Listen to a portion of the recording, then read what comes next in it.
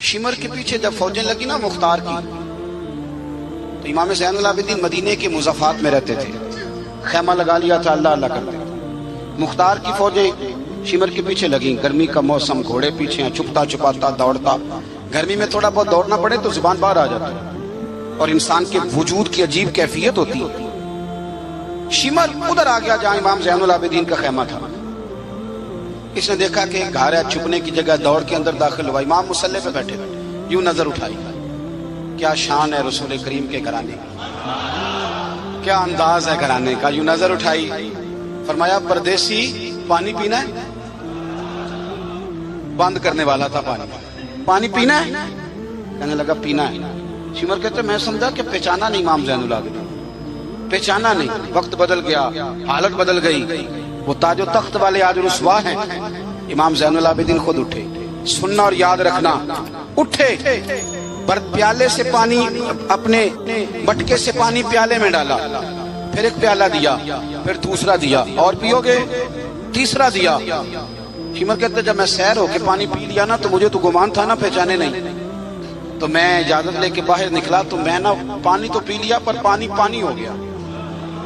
ہم تو دشمن کو بھی پاکیزہ سزا دیتے ہیں، ہاتھ اٹھاتے نہیں، اسے اس کی نظروں سے گرا دیتے ہیں۔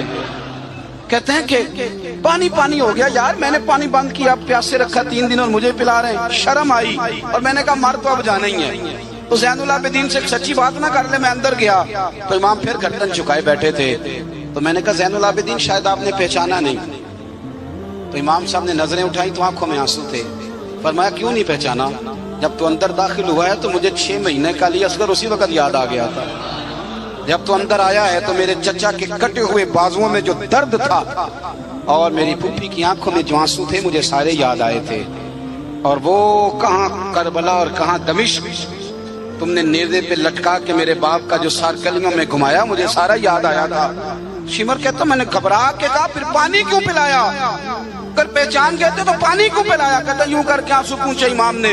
فرمانے لگے میری مجبوری ہے، میں ساقی کوثر کا نواسا ہوں، میری مجبوری ہے، مجھے پلانا تھا، میں مجبور ہوں، اس لیے کہ مصطفیٰ کا نواسا ہوں۔ انہوں نے ہمیں سکھایا ہے کہ جو پانی نہ دے اسے پیالے بھر بھر کے پلانا چاہیے۔ کدھر گیا میرا اور آپ کا کردار؟ چھوٹے چھوٹے تھے، اتنی بات میں جھگڑا۔ ہو سکتا ہے ساقی صاحب سے بھی میں ناراض ہو جاتا اگر سٹیج پہ بڑی کرسی نہ رکھتے۔